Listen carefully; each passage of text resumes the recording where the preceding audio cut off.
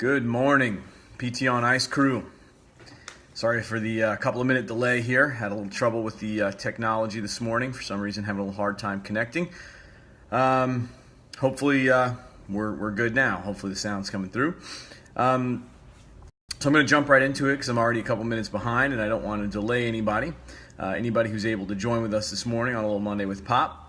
But this morning, what we're going to be diving into a little bit is kind of this ongoing topic of happiness and what it is and kind of the well-being idea. And I'm going to use this, the Summer of Move as an example. So that started out, and everybody who sort of knows this, who's played along might know this.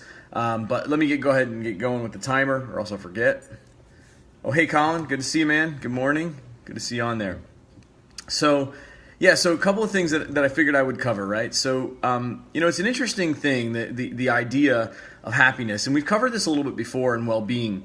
And the more we learn about it, there's just so much here. There's so much involved. It's so complex, which, of course, and I guess, apropos to today, is what draws me to it, right? I'm incredibly drawn to this idea. And the main reason why is because it's a complex phenomenon. It gives us sort of this really interesting problem to try to solve. And the reason why it's interesting is because the more we learn about it, the more we realize that it is not as simple as we might want to make it. Right? We want to make it about bliss sometimes, and I've covered that, and you can go back in the episodes and learn a little bit about hedonic and hedonia and sort of hedonic happiness versus eudaimonic happiness. Some people want to make it about mental well-being, right? So we want to make it about mental health, which you could certainly do. I mean, there's a lot there, and anybody who's sort of spent some time in that world knows that there is undoubtedly a kind of connection here between brain health and sort of the experience of happiness. So if we sort of think of the brain as an organ, sort of the nervous system, brain as an organ, and then, its health and whether or not that's going to help us be happy or not. Other people sort of love the neuroplasticity angle of this. You can sort of grow areas of your brain by use and development, and that certainly plays into it. A couple of weeks ago, I started to touch on this idea of kind of spiritual well-being and kind of whether your soul is at rest and whether you feel like you are at peace with the world and you are content, and whatever words you want to wrap around that, that's obviously very much there. So there's another angle. And then this past week, I've been sort of listening to this podcast, awesome podcast that Allie found and sent my way, and it was kind of in a note to myself and some of the members of the team, and it was kind of phrased for the nerdery, like to my fellow nerds. I know you guys would like this. And one of the things, and I'll see if I can find that podcast link and send it, but a really really great podcast talking about kind of the connections between, the immune system and inflammation. That was sort of the beginning part of it, but really that dives into another whole angle of, of total health. And so, of course, I don't want to make the claim that health is happiness. That's not the case. There are definitely people who are ill and diseased and maybe unhealthy or unfit who have extreme happiness, who are very much content with their life and do amazing things. And so it's not that health equals happiness, and it's not that you have to be healthy to be happy. It certainly helps because in most cases it opens up the door for a lot of other things that you might want to do. And so really, what is it? What is well-being is something that we have to get our minds wrapped around. And so I want to use the Summer of Move as an example because I think that I'm seeing it, right? So one of the coolest things for me is, in being kind of the guy who's sort of designed this little effort, and it's really just kind of a fun thing and raises some money for charity. So it's a good thing. But there's a lot of thought that goes into it. And so anybody who is really interested in moving the needle on populations in an applied way, right? So that's the course I teach at ICE. I teach this applied prevention health promotion, this idea of if we're going to move the health of populations, you don't just stumble upon this. I know everybody kind of wants it to be that way. Like, I just figured out this neat little trick, or I just figured out this really cool little, thing, or I found this app, or whatever it is. We all want to find this one simple thing that's going to just sort of create this epiphany moment, and everybody's going to shift toward the healthy side of the spectrum. Of course, we know that's not how it goes. There's a very detailed, nuanced, concerted effort that goes into the design of systems that influence behavior, right? And so at the end of the day, that's really what it is. You get a group of people and you're trying to influence their behavior. And what you're really trying to use is all of the dynamics that we know exist to have there be an interplay between people. So this person changes his or her behavior, and that changes the next person's because it has an influence, which changes the environment a little bit, which makes it easier for the next person, which then changes something else, and so on and so on and so forth. And it's impossible. I mean, it is literally impossible. It's not just like me saying it's really, really hard. I mean, it is impossible to predict all of the potential things that will happen. And so it's messy. And that really scares people. We especially as clinicians, we're trained to try to take the mess away, to organize, the messiness and to make it kind of follow a linear pattern. This stuff is not linear. It's non-linear. You have more U-shaped phenomenon than you do, A goes to B phenomenon. And so if we can sort of, get past that, then we can start to think, okay, well, if I can design something that's going to move the needle, then I can change things. So let's go back to our idea of happiness. So if you're sitting in my seat as kind of the person who's gotten a chance to design this initiative, that we've embraced the messiness, right? We just know it's going to be messy. Like there are going to be things that pop up that we've never thought of, and there are going to be things that are really, really important to some person who is totally unimportant to someone else, and that's just because you're dealing with the population.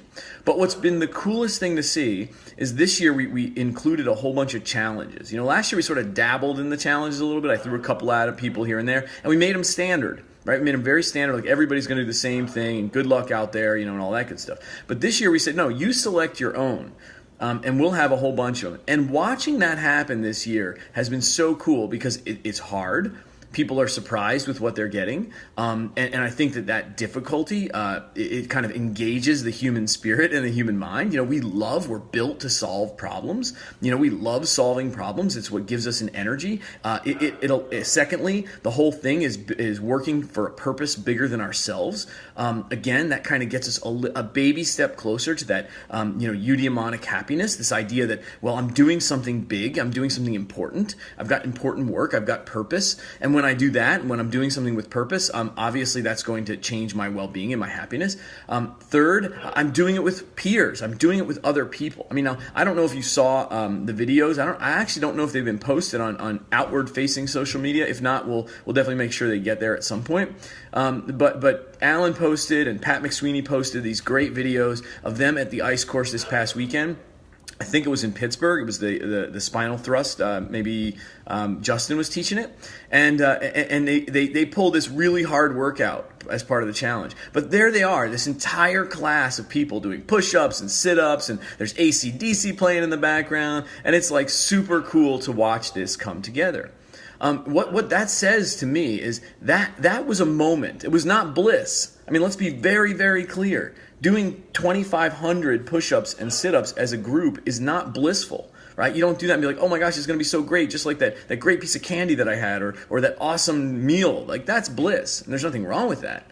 But they decided to come together as a group, as a unit with purpose and try to move to an end goal. To me, that's much closer to what happiness really is. And what we know is that well-being, which is that mental health component, which is that spiritual health component, that contentedness, is much, much closer to living with purpose. And so the question really becomes for all of us, how do you design systems and processes? And how can you design them even like with your own family? How can you design them with your friends? How can you design them with a workplace? How can you design them in a community? How can you design them with the government? Like whatever, like the end client isn't nearly as important as how can you actually put it together and the thought required to do that.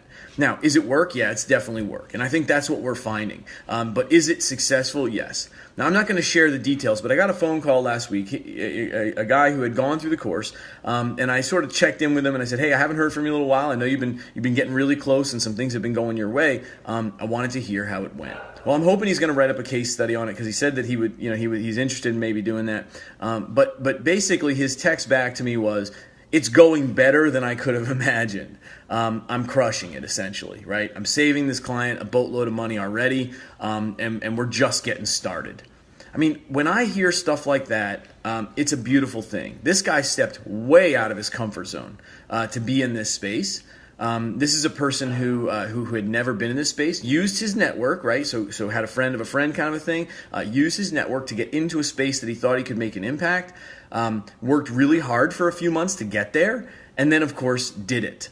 And I think that that's the kind of stuff that truly, if we stop, if we want to think about improving the health of groups, that's what it's going to take, right? It's going to take that get out of my comfort zone, challenge myself, do something differently that I'm not sure I know I can actually pull off.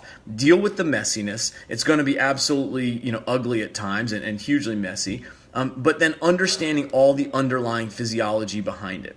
Understanding that there are a lot of working parts that we can kind of poke and pull levers on. So where do we go from here? Well, the first thing that everybody should understand, and the first thing that I hope everybody can kind of take away, is that this is a work in progress, right? So last week I talked a little bit about the cold shower. The good news for everybody, if you've been following along, is that we now have hot water again in the Eisenhart household. That was a big win. And after a couple of repairs and a big old fat bill, hot showers are back in action here. But the important thing to keep in mind is that work in progress takes time. It takes patience. It takes effort. And it's about the sustained effort that seems to be the difference between the people who start and the people who finish whatever race it is that they want to actually race. Okay, so I want you just to kind of think about those things. And then I have a little bit of an assignment, right? I know this podcast doesn't typically come with assignments, but I am going to make one in my 4 minutes left. And the assignment, of course, is this. I want you to think a little bit about, you don't have to actually do. It's fine if you don't actually do, but think a little bit about something where you can say to yourself, man, I could feel good about that every day. I can go to work every day, like work on the problem, even if it's not what I do to earn a paycheck. That's very different. I'm not talking about what your occupation is. I'm talking about what your work is, what your purpose is. If you could work every day on a problem, and money wasn't the issue, right? It wasn't about like I got to earn a paycheck or I can't make enough or like whatever or like how do I get paid? That's a very real question, but one I want you just to put on the shelf for this kind of cognitive exercise. If getting paid wasn't the issue, what's the problem that you would want your life's work to be about? When people are looking at you, looking back and saying, hey, I remember that person, what do you want them to say? Right? What is that thing that you say, man, I could work my entire life trying to solve that. And I don't know that I can solve it. I don't know. It might be impossible. There may not be an actual solution. But I would be willing to embrace sort of the suffering associated with not solving it, right? Because the work itself, the journey of the work itself, the improvement, the slow, steady breakthroughs, is something that would make me incredibly happy. Now, if you can do that and you can stop and think about that and then sort of pare that back and say, okay, which of those pieces can you do without your health? What could you solve without your health? If the answer is all of them, then go for it. You should start today, and you should get everybody around you to start on that problem. If the answer is none of them, then you know exactly why this space exists. Because no one can be happy, right? Like you can't have full happiness if you can't do the work, if you can't try to actually solve the problem. Now, if you are able to say there's somewhere in between, and I suspect that's the case for most people, like I can do pieces of it, but I can't do all of it, then I think what the bigger purpose is for people like us. If you're a person who this message resonates with, if you've sort of seen yourself in this space of, I want to help people change the trajectory of their health. I really feel like if I could give someone their health back, they could do more of what they want to do. They could do what they want to be. Right? And I'm not talking about some fancy vacation or some awesome thing. Again, just go look on the social media feed of Free the Oak. Okay, just take a quick look when you get a chance, right? And the question you have to ask yourself is, why are these people smiling? There's no reason for them to be smiling. They're doing grueling physical tasks, but yet they're smiling. There's something there. It's weird. Doesn't make any sense. Why does it not make any sense? Because honestly, most of us think happiness is bliss. And the truth of it is, bliss is bliss. It's awesome. Happiness is much closer to well-being. And well-being is about doing something that challenges yourself to do more, to be more, to go bigger, to solve bigger problems. And that's what most of us want. And so if that's what you want, or if that's what you think your clients want, and you can enable that, you can kind of grease the skids, make it easier, then I would suggest you do that. So that's the assignment. So stop and think. Just take some time to think. Turn the radio off in the car for a little bit. Just get in your own head. And ask yourself, What do I see myself doing that I can wake up every day and feel really good about?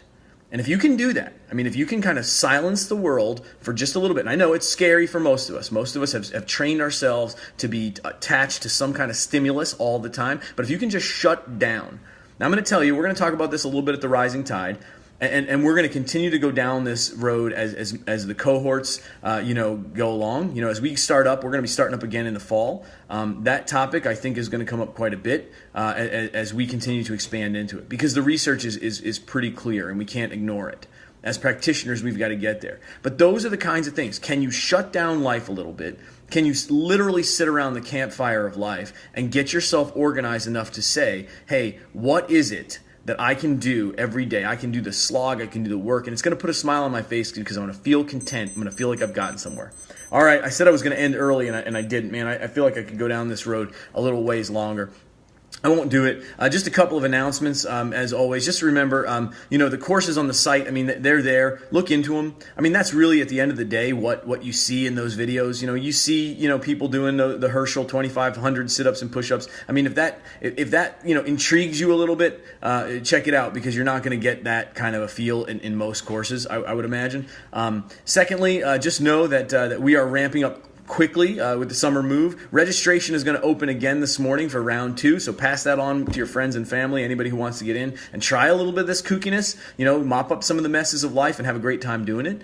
Third, know that the Rising Tide is still on its way. Okay, if you haven't registered for that and you're interested, please jump into it. It's going to be pretty awesome, I will say that, and we're going to be exploring a lot of this stuff, and that's exactly what it is. It's an exploration. Listen, it's only Monday. It's a big Monday. We got a lot of work ahead of us. Have a great Monday. Make it count.